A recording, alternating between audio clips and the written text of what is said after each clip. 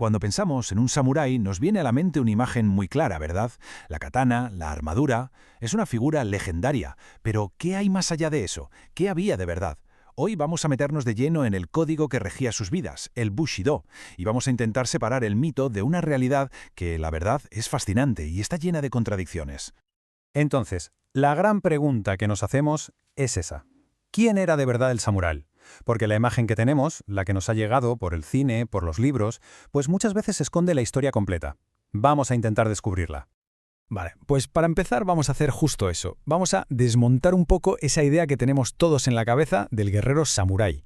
Pondremos el mito cara a cara con lo que nos dicen los hechos, con lo que de verdad sabemos por la historia. Y aquí llega la primera gran sorpresa, el primer choque con la realidad. El mito, la imagen popular, nos vende al samurái como un espadachín sin igual, ¿no? Un maestro de la katana. Pues bien, históricamente, su papel principal era otro muy distinto.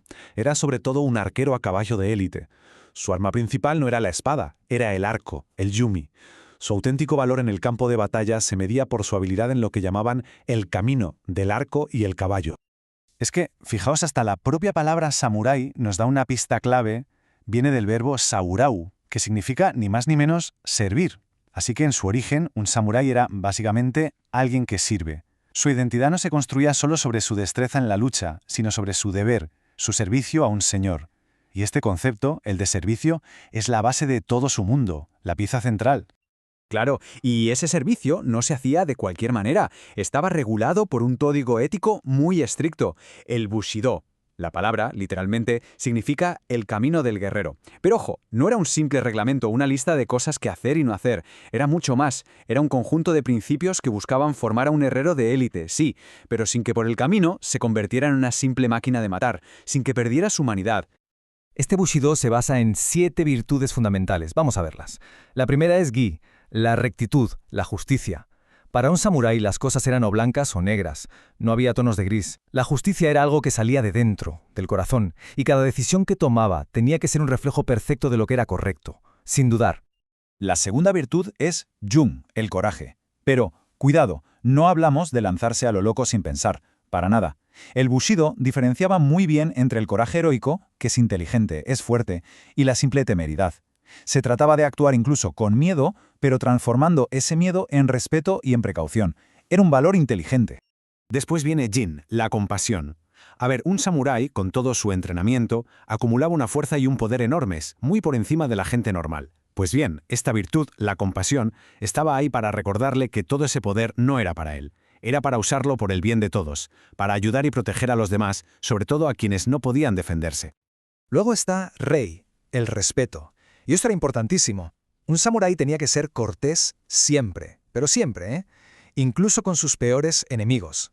Mostrar respeto no se veía como una debilidad, sino todo lo contrario. Era la demostración de una fuerza interior tremenda. Era la prueba de que uno tenía autocontrol y no se dejaba llevar por los instintos más básicos como un animal. Makoto, la honestidad, la sinceridad absoluta. Esta es una de las virtudes más potentes, de verdad. Para un samurái, decir algo y hacerlo era exactamente lo mismo. No le hacía falta prometer nada. Si decía que iba a hacer algo, era como si ya lo estuviera haciendo. Su palabra y su acción eran una sola cosa, indivisibles. Y llegamos a Mejo, el honor. Esta es probablemente la virtud central de todo el código. El único juez del honor de un samurái era él mismo, nadie más. Cada una de sus decisiones, cada acto, reflejaba quién era en realidad. Y si ese honor se manchaba, solo había una forma de limpiarlo, el seppuku, el suicidio ritual. Esto nos da una idea de hasta qué punto el honor lo era todo para ellos. Y para terminar con las virtudes tenemos Chugi, la lealtad. Esta era como el pegamento que unía todo lo demás. Un samurái era leal hasta la médula, a su señor, a su clan, a la gente que estaba bajo su protección. Su sentido de la responsabilidad era total, y su fidelidad, bueno, simplemente no se podía romper. Bueno, hasta aquí hemos visto el ideal, ¿no? El guerrero perfecto, honorable, leal, casi una figura de leyenda. Pero como siempre, la historia real tiene sus giros. Porque este código, el Bushido, no fue siempre tan noble, ni tampoco fue algo fijo. Vamos a ver cómo fue cambiando con el tiempo.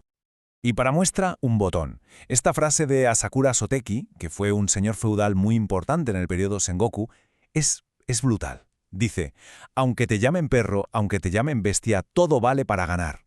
O sea, esto choca de frente con todas esas virtudes que acabamos de describir. Todo vale para ganar. Esto nos enseña otra cara del samurái, una mucho más práctica y, por qué no decirlo, mucho más cruel. Entonces, lo más importante que hay que entender aquí es que el Bushido no era una ley escrita en piedra, para nada. En sus inicios era algo muy pragmático. Fijaos en la frase de Todo Takatora. Llegar a cambiar de señor hasta 7 veces se consideraba señal de ser un auténtico guerrero. Imagínate. No fue hasta el periodo Edo, una época de paz, que el código se hizo más filosófico. Y más tarde, en la era Meiji, cuando Japón se abre al mundo, se idealiza todavía más, se pule para que pareciera algo similar a los códigos de caballería de Europa. Vale. Entonces, con todo este lío, con esta complejidad, ¿qué nos queda hoy de ese código? ¿Cuál es su legado? Pues su influencia ha llegado hasta nuestros días, y lo ha hecho de formas muy distintas, tanto para bien como para mal. Empecemos por lo bueno. El legado positivo se ve clarísimo en un montón de artes marciales japonesas que se practican hoy. El kendo, el aikido, el judo. Todas ellas se basan en gran parte en la filosofía del bushido. Las normas de comportamiento en los dojos, los lugares de entrenamiento, no buscan solo crear buenos luchadores, sino también formar personas íntegras, con una base moral y ética que viene directamente de esas 7 virtudes que hemos visto. Pero claro, también está la cara oscura de este legado. Y es muy oscura. Durante la Segunda Guerra Mundial, el gobierno militarista de Japón cogió el Bushido y lo retorció, lo manipuló a su antojo. Usaron las ideas más duras del código para exigir un sacrificio total a sus soldados y para justificar auténticas barbaridades. Por ejemplo, ese desprecio absoluto por el enemigo que se rendía, porque rendirse se consideraba la peor deshonra posible. De esta mentalidad, de esta manipulación, nacieron unidades como los kamikazes. Y todo esto nos lleva a una última reflexión. Como hemos visto, el Bushido es un código lleno de contrastes, de luces y de sombras. Tiene virtudes increíblemente nobles, pero también un pragmatismo que roza lo brutal. Fue idealizado, pero también fue manipulado. Teniendo todo esto en cuenta, la pregunta final queda ahí, en el aire. ¿Puede un código tan antiguo, tan complejo y tan lleno de contradicciones servirnos hoy para definir algo como el honor?